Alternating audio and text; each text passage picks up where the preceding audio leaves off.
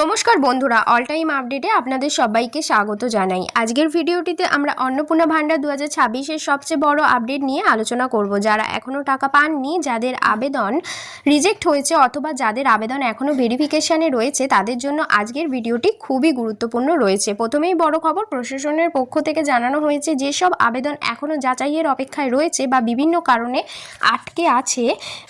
কারণে আটকে রয়েছে সেইগুলি পুনরায় পরীক্ষা করার কাজ চলছে।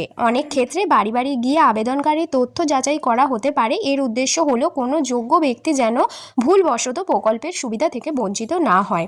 অনেকেই প্রশ্ন করেছেন কার বাড়িতে ভেরিফিকেশন হতে পারে।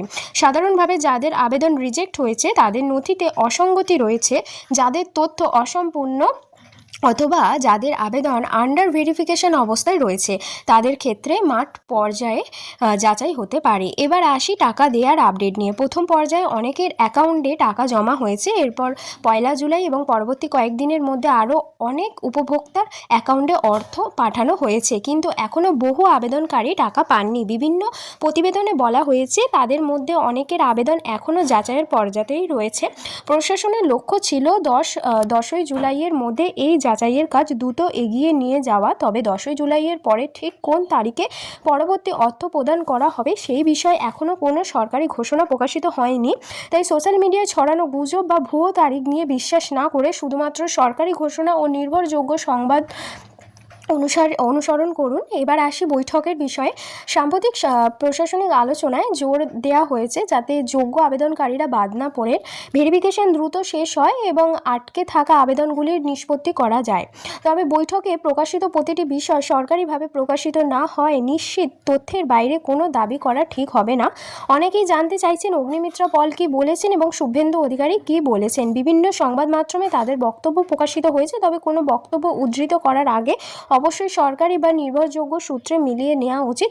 প্রকাশ্যে নিশ্চিত তথ্য অনুযায়ী যোগ্য আবেদনকারীদের সুবিধা দেয়া এবং আবেদন যাচাইয়ের ওপর গুরুত্ব দেওয়ার কথাই বারবার উঠে এসেছে।